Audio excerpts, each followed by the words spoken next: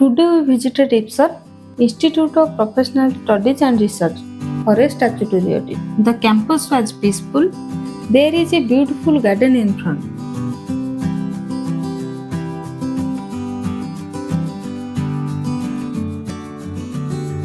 We headed straight to the account section. Meet Ramesh Babu, the accountant here, one of the most hardworking person I have ever seen.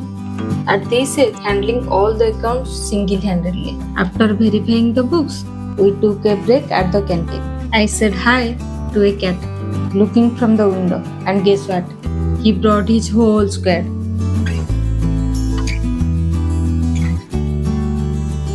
Had some food and wrapped up the visit. But one thing I noticed, very few students around.